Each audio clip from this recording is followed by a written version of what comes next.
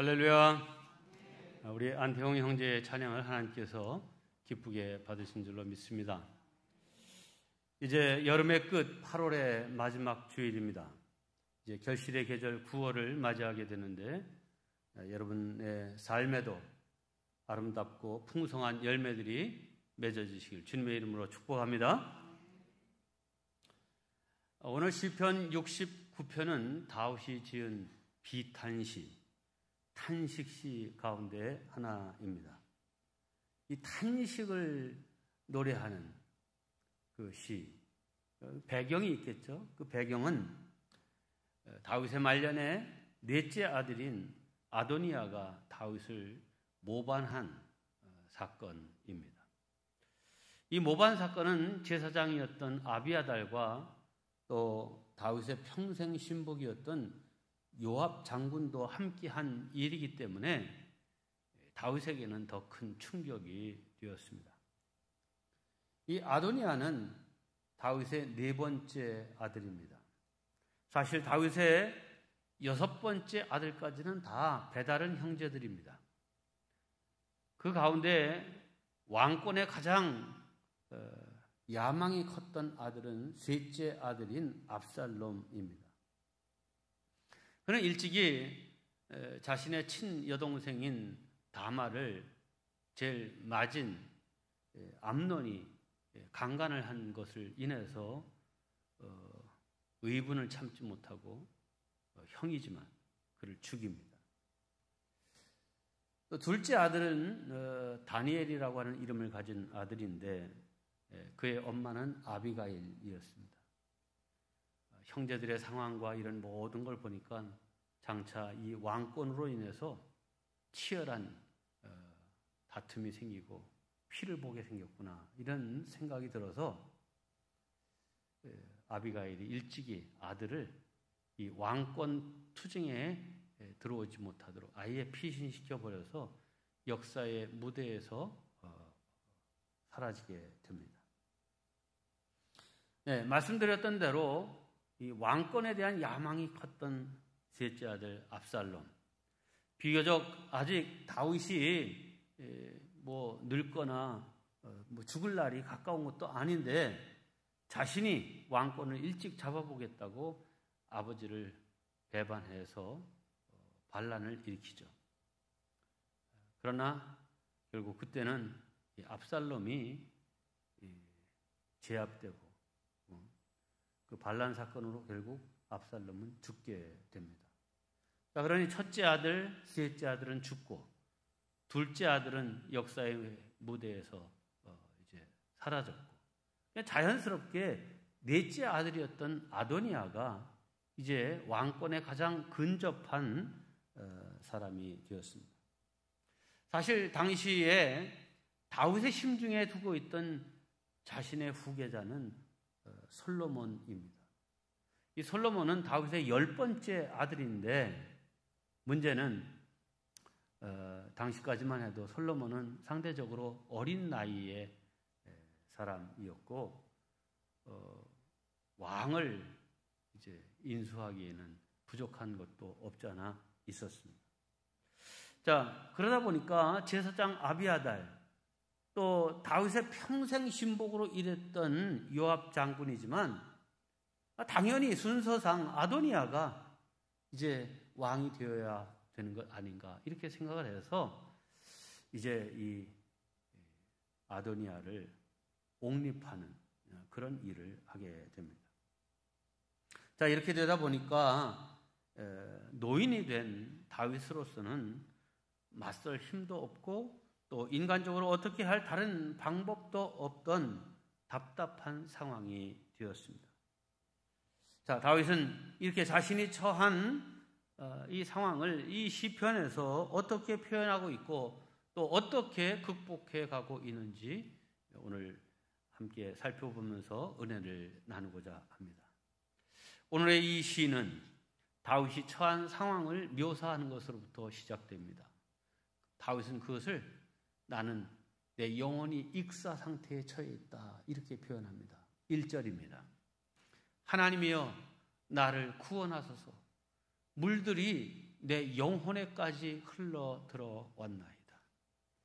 자, 이 상황은 이런 장면을 여러분 머릿속에 연상하시면 됩니다. 수영을 전혀 할 줄 모르는 사람이 이 바닷가에 갔습니다. 그래도 바다에 왔는데 발이라도 물을 적셔야 될 거 아닙니까? 그러니까 이제 살살 이제 들어가면 뭐 허리춤까지야 뭐 물이 들어가도 뭔 문제가 있겠어 하고 이제 점점 조금 깊이 들어가다가 어느 순간에 생각지 않게 거기에 그냥 막 고랑이 있으면서 훅 빠져 들어가게 된 겁니다. 뭐 수영을 할 줄 아는 사람이라면 헤엄쳐 나오면 되겠지만 그렇지 못하기에 벌써 물속에 그냥 쏙 꼬르륵 들어가는 순간 당황해서 벌써 물을 한 번 마시고 나니까 뭐 어떻게 숨을 쉴 여유가 없는 그런 상황이 된 것입니다. 내 영혼에까지 물이 쳐들어온다 하는 말은 바로 이런 상태를 말하는 것입니다. 사실 우리가 인생을 살아가는 때에도 이런 경우를 만날 때가 있습니다. 생각지 않았는데 갑작스럽게 이런 병입니다. 아주 중한 이제 질병의 선고를 받을 때도 있고요. 든든한 줄 알았는데 갑자기 부도가 나기도 하고, 또 이제 잘 되는 줄 알았던데 계획이 다 어그러지는 그런 때도 있고, 뭐 그래도 가족인데 가족이 오히려 뒤통수를 치는 그런 일을 만날 때도 있습니다. 이 다윗이 도대체 어느 한 구석 숨 쉴 수 있게 뚫린 구석이 전혀 없는 상태, 그래서 내 영혼의 익사 상태에 빠졌다 이러는 거죠. 제사장도 자신의 충복도 다 아들 편에 서 있는 거잖아요. 2절에도 이런 표현이 나옵니다. 나는 설 곳이 없는 깊은 수렁에 빠지며 깊은 물에 들어가니. 아주 지금까지는 발을 이제 이 땅바닥에 대고 살살 걸어 들어가는데 어느 순간에 훅 빠져 들어가 가면서 발이 땅에 닿질 않는 거예요. 그 큰 물이 내게 넘치나이다 이렇게 표현합니다. 자, 이렇게 물에 빠져 죽을 지경으로부터 다윗이 어떻게 빠져나오며 어떻게 숨을 쉬게 되는지 그 긴 과정을 다윗은 이 시편 69편을 통해서 노래하고 있습니다. 이어지는 구절들 속에서도 다윗이 만난 고난과 환난들은 계속 열거되고 있습니다. 4절입니다. 까닭없이 나를 미워하는 자가 나의 머리털보다 많고 부당하게 나의 원수가 되어 나를 끊으려 하는 자가 강하였으니 내가 빼앗지 아니한 것도 물어주게 되었나이다. 네, 이 구절에서도 다윗이 받는 증오와 공격의 부당함과 억울함을 잘 나타내 보여주고 있습니다. 이어지는 7절과 9절입니다. 내가 주를 위하여 비방을 받았사오니 수치가 나의 얼굴에 덮였나이다. 내가 나의 형제에게는 객이 되고 나의 어머니의 자녀에게는 낯선 사람이 되었나이다. 주의 집을 위하는 열성이 나를 삼키고 주를 비방하는 비방이 내게 미쳤나이다. 이 특별히 마지막 밑줄 친 이 구절은 예수님께서 성전을 정화하실 때에 인용하셨던 예언적인 말씀입니다.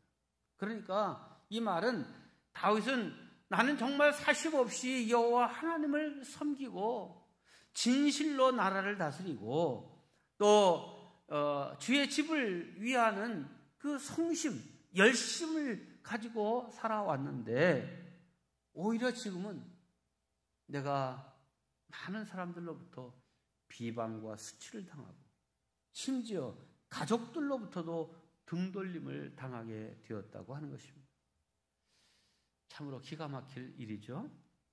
이어지는 10절입니다. 내가 곡하고 금식하였더니 그것이 도리어 나의 욕이 되었으며 내가 굵은 배로 내 옷을 삼았더니 내가 그들의 말거리가 되었나이다. 성문에 앉은 자가 나를 비난하며 독주에 취한 무리가 나를 두고 노래하나이다. 여기 곡하고 금식했다, 굵은 배로 내 옷을 삼았다는 말은 뭐예요? 나 스스로는 생각하기에 별로 잘못한 것이 없는데, 문제가 없는데 이런 어려움에 닥친 걸 보니까 나한테 뭔가 문제가 있구나라고 생각을 하고 근신하는 마음으로 지금 금식하며 베옷을 입고 회개하는 그런 마음을 가졌는데, 오히려 그 모습을 보고 사람들은 더 크게 비난하고 조롱하고,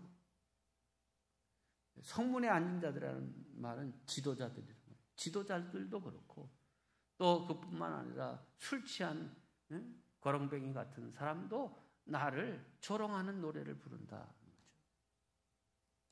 21절에 가서는 다윗이 원수들 때문에 겪는 고초가 어느 정도인지를 이렇게 말합니다. 그들이 쓸개를 나의 음식물로 주며 목마를 때에는 초를 마시게 하였사오니. 여기 이 쓸개를 먹고 초를 마시게 했다는 것은 예수님이 십자가에서 겪으셨던 일이죠. 그러니까 십자가상에서의 그 육체적인 고통이 너무너무 힘들어서 그 고통을 이기기 위해서 쓴 쓸개즙을 그 입에 해용으로 이제 대줬죠. 고통이 너무 심한데 쓴 것을 먹다 보면 그 쓴 것 때문에 잠시 고통을 잊을 수 있는. 그래서 그야말로 이 다윗이 지금 겪고 있는 심리적, 육체적 고통은 마치 십자가에 달려 고통당하는 그 고통과 비교할 만한 것이다. 참으로 무엇으로도 비교할 수 없는 큰 심적, 육적 고통 속에 있음을 절절하게 이 시 속에서 느낄 수가 있습니다. 성도 여러분, 저는 이 상황에서 이런 생각을 해봅니다. 아니, 다윗은 너는 내 마음에 합한 자라 이렇게 인정받고 또 하나님이 기뻐하시고 좋아하셨던 다윗인데 왜 이 다윗의 인생에게 이렇게 어려운 고난을 겹겹이 주셨는가? 왜 그렇지? 아니, 하나님이 사랑하시고 기뻐하시는 사람이라면 평안하고 좀 형통한 인생을 주셨어야 될 텐데 어린 시절부터 지금 이 다윗은 고난이 많잖아요. 왜 그럴까? 궁금하시지 않습니까? 제가 이 상황을 깊이 묵상하다 보니까 이런 결론에 이르게 되었습니다. 하나님이 성도들이 이 세상을 살아가면서 당하는 수많은 억울함과 오해, 황당한 사건들 속에서도 낙심하지 않고 이겨낼 수 있도록 이 다윗을 모델로 삼아 우리에게 보여주셨구나 하는 이런 결론을 갖게 되었습니다. 그렇지 않고서는 다윗이 그렇게 고난당하고 까닭 없이 억울하게 아픈 일을 당해야 될 이유가 없습니다. 오고 오는 세대의 우리 모든 성도들에게 고난 속에서 성도는 어떻게 살아야 하는지 신앙적인 삶의 비결을 가르쳐 주시려고 하나님은 일부러 이 다윗의 인생을 이렇게 드라마틱하게 꾸미신 것이라 이렇게 결론 짓게 된 것입니다. 사실 작가들이 글을 쓸 때에도 자기가 체험한 내용을 바탕으로 해서 시나 소설을 쓰면 그 글에는 힘이 있습니다. 그처럼 다윗은 일평생 고통을 많이 받으며 살았기에 그 속에서 그는 깊은 영성을 갖춘 사람이 되었고 또한 하나님의 은혜를 아는 자가 되었습니다. 그래서 신구약 성경에 다윗에 관한 이야기가 엄청나게 많이 나오고 또한 귀감이 되는 것입니다. 그러니까 하나님께서 의도적으로 다윗을 이런 고난으로 몰아가셨다고 해도 결코 틀리지 않은 생각입니다. 성도 여러분, 만일 고난과 고통 속에서 그냥 쓰러지고 실패하고 무너져 버리고 말았다면 그것은 아무것도 아닙니다. 널리 회자되는 얘기가 될 수도 없고 귀감이 되는 것도 아니고 더더욱 모델은 아닙니다. 모든 어려움과 고난을 믿음 안에서 이겨내야 간증이 되고 본이 되고 바라봄의 대상이 되는 것입니다. 그런데 다윗은 승리했습니다. 믿음으로 이겨냈습니다. 그래서 오고 오는 세대에 귀감이 되고 하나님께서도 다윗을 높이 들어 쓰신 것입니다. 메시아이신 예수님이 이 땅에 인간의 몸을 입고 오실 때에 바로 다윗의 후손으로 오게 하신 것입니다. 이런 다윗을 본받아 인내와 믿음으로 승리하는 우리 모든 성도들 되시기를 주님의 이름으로 축원합니다. 두 번째, 이 시편 69편은 어떤 고난도 하나님을 신뢰하고 의지하는 믿음으로 극복하라는 메시지를 주고 있습니다. 여러분 가지신 성경의 시편 69편 그 첫 머리를 보면 그 시의 제목이 나옵니다. 여기에는 다윗의 시, 인도자를 따라 서산님에 맞춘 노래 이렇게 되어 있습니다. 근데 여러분 이 마지막 부분 서산님에 맞춘 노래라고 하는 말이 익숙하진 않죠? 서산님? 그게 뭐지? 누구 사람 이름인가? 이런 생각이 들 정도입니다. 자, 그런데 이 서산님 이렇게 하고 거기에 1 이렇게 써놓고 밑에 보면 백합화 곡조 이렇게 되어 있습니다. 근데 이 서산님이라고 하는 말 그 자체는 입이 6개인 백합화를 말합니다. 서산이라는 단어가 그렇고요. 거기에 복수어민 임이 붙어서 서산님 하면 백합화들이란 뜻입니다. 근데 성경에 보면 이 백합화들은 사랑을 상징하는 꽃입니다. 특별히 아가서 2장 2절을 보면 이렇게 되어 있어요. 여자들 중에 내 사랑은 가시나무 가운데 백합화 같도다 이렇게 되어 있어요. 그러니까 이 서산님에 맞춘 노래다. 이 시편 69편은 서산님에 맞춘 노래라고 하는 것은 이 시편을 노래할 때 어떤 음조나 어떤 음악적인 분위기를 가지고 부를 것인지를 지시하는 음악적인 용어입니다. 즉 사랑과 행복함이 가득 찬 음조로 기쁘게 부를 노래라 하는 것입니다. 마치 혼인 예식 자리에서 축가를 부르는 것 같은 그런 분위기로 그런 마음으로 부르라는 것입니다. 하지만 우리가 살펴본 대로 이 시편 69편은 핍박과 억울함과 괴로움과 치욕과 죽음의 위기 상황을 말하고 있지 않습니까? 그런데 그런 시를 어떻게 사랑과 행복에 겨운 음조로 노래하라는 것입니까? 도대체 여기에는 어떤 의미가 있는 것입니까?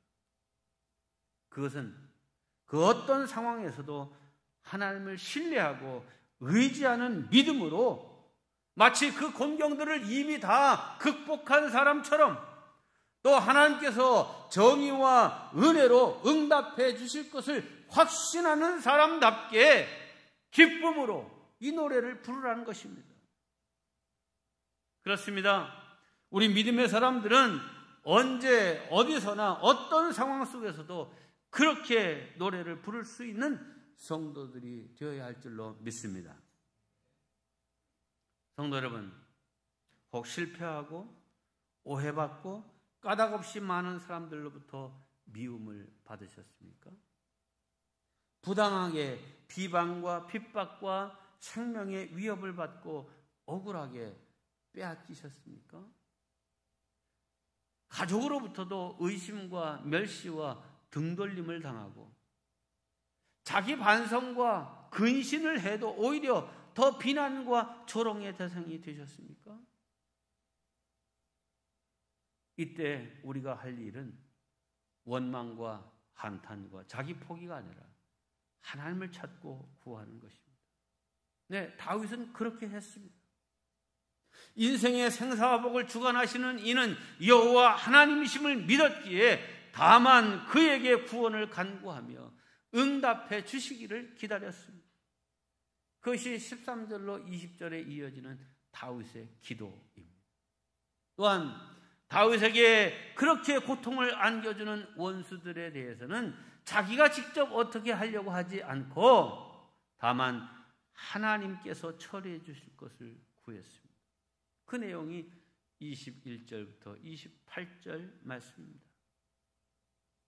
아무튼 시편 69편은 다윗이 얼마나 큰 시련과 고통의 소용돌이를 겪고 아파한 사람인가를 절절하게 느낄 수 있는 시입니다. 그럼에도 불구하고 다윗은 그런 환난과 절망의 순간에도 하나님을 믿고 의지하며 기도할 줄 알았고 하나님을 향한 감사와 찬양도 결코 잃어버리지 않았음을 보여주고 있습니다. 그 신앙, 그 기도, 그 찬송, 그 감사가 우리 모두의 것이 되어야 될 줄로 믿습니다. 그리고 이 시편 69편은 개인적인 시련의 때뿐 아니라 국가적인 환난의 때에도 좋은 기도의 시가 된다고 생각합니다. 지금 우리는 코로나19를 통과하고 있습니다. 우리나라의 상황은 정치적으로나 경제, 사회적으로 걱정스럽고 위태롭기 짝이 없습니다. 이러한 국가적인 위기는 과거 IMF 때나 세계 금융위기 때보다도 더 심각한 지경입니다. 이때 시편 69편에 나타난 다윗의 믿음으로 이 환난의 때를 잘 극복해 나가는 우리나라가 되도록 기도해야 할 것입니다.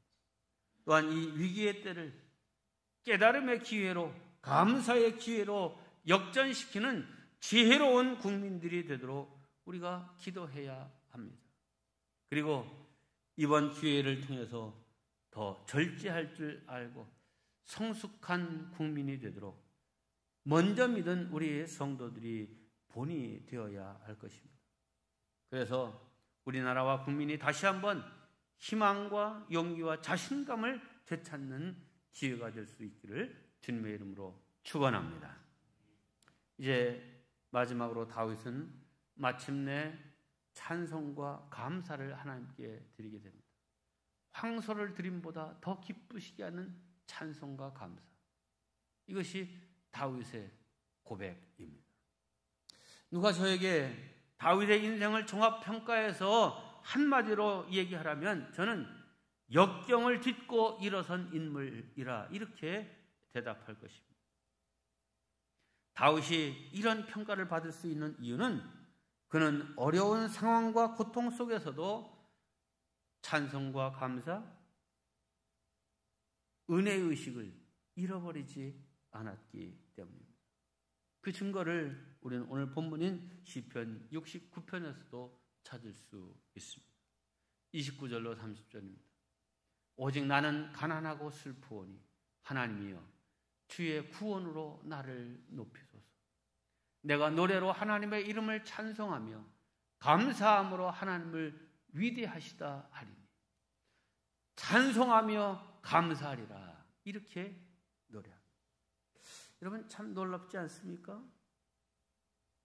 그 어려움 가운데 그 비탄과 탄식이 저절로 나오는 그때에 오히려 내가 찬송과 감사로 하나님을 노래하겠습니다. 여기에 다윗의 인생 승리의 비결이 있습니다.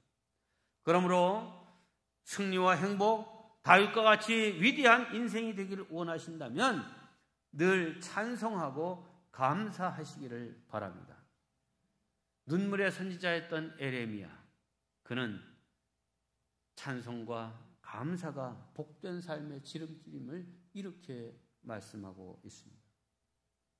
에레미야 30장 19절입니다. 그들에게서 감사하는 소리가 나오고 즐거워하는 자들의 소리가 나오리라. 포로되어 가고 심판당하는 그 멸망의 때 그 입에 감사가 있고 찬송이 있다. 상황은 포로되어 가고 멸망인데 하나님의 약속은 뭡니까? 내가 그들을 번성하게 하리니 그들의 수가 줄어들지 아니하겠고 내가 그들을 존귀하게 하리니 그들은 비천하여지지 아니하리라. 아멘. 저는 이 시편 69편의 핵심 구절은 30절과 31절이라고 생각합니다. 여기서 이렇게 노래합니다. 내가 노래로 하나님의 이름을 찬송하며 감사함으로 하나님을 위대하시다 하리니 이것이 소 곧 뿔과 굽이 있는 황소를 드림보다 여호와를 더욱 기쁘시게 함이 될 것이라. 그렇습니다. 하나님은 우리의 찬송, 우리의 감사를 그 무엇보다도 기쁘게 받으십니다. 그리고 그렇게 찬송하고 감사하는 자에게 역사하십니다. 그 증거는 신약 성경에서도 찾아볼 수 있습니다. 복음을 전하다가 빌립보 감옥에 바울과 실라가 갇혔습니다. 하나님을 섬긴다는 이유 때문에 매를 맞았습니다. 복음을 전한다는 이유 때문에 억울한 누명을 썼습니다. 손발에는 쇠고랑이 채워졌습니다. 얼마나 맞았던지 상처가 터져서 피투성이가 되었습니다. 밤잠을 이룰 수가 없었습니다. 그런데 바울은 그 깊은 밤에 하나님 앞에 찬송하기 시작합니다. 전능하신 하나님의 이름을 부르며 감사합니다. 그리고 신음하며 쓰러져 있는 신라를 일으켜 세웁니다. 이복의 신라, 일어나서 함께 찬송하세요. 함께 감사하세요. 신라가 대답을 합니다. 바울 선생님, 오늘 밤이 무슨 신라의 달밤인 줄 아십니까?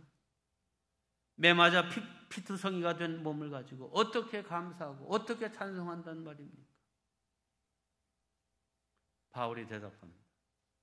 여복의 신라, 우리 주님은 우리의 구원을 위해서 채찍에 맞으시고 가시관을 쓰시고 양 손에는 못을 받으시고 허리에도 창을 찔리시고 결국에는 모든 물과 피를 다 쏟으시고 십자가에서 돌아가시지 않으셨나?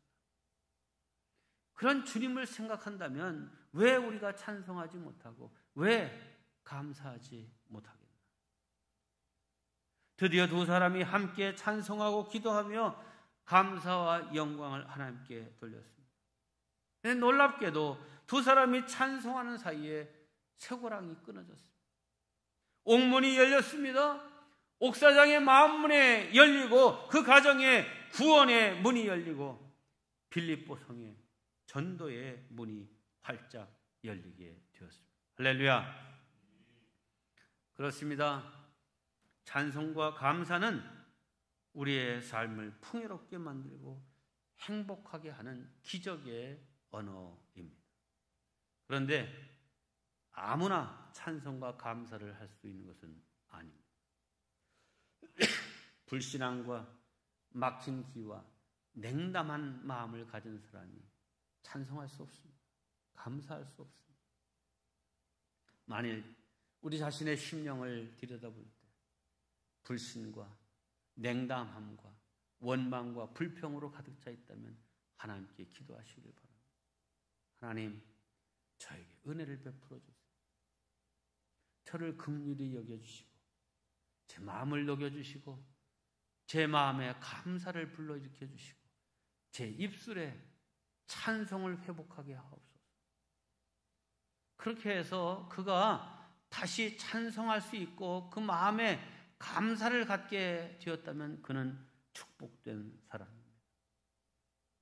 네, 찬송하는 심령, 감사하는 마음, 이 마음을 갖고 살아가는 우리 성도들 되시길 바랍니다. 우리 구말레님께 모든 성도님들, 황소를 드림보다 더 하나님을 기쁘시게 하는 감사와 찬송이 풍성한 성도들이 되어서 시대의 어려움과 상황과는 상관없이 이 시대의 본이 되고 귀감이 되고 하나님께서 들어 쓰시는 위대한 성도들, 그런 가정, 그런 교회, 그런 우리 대한민국 되기를 주님의 이름으로 축원합니다. 이 시간 오늘 말씀을 마음에 새기면서 잠시 기도하는 시간을 갖겠습니다. 은혜된 말씀, 도전이 된 말씀, 새 결심을 하게 된 말씀, 헌신케 한 말씀 붙잡고 주여 나로 그렇게 살게 하옵소서 함께 기도하겠습니다.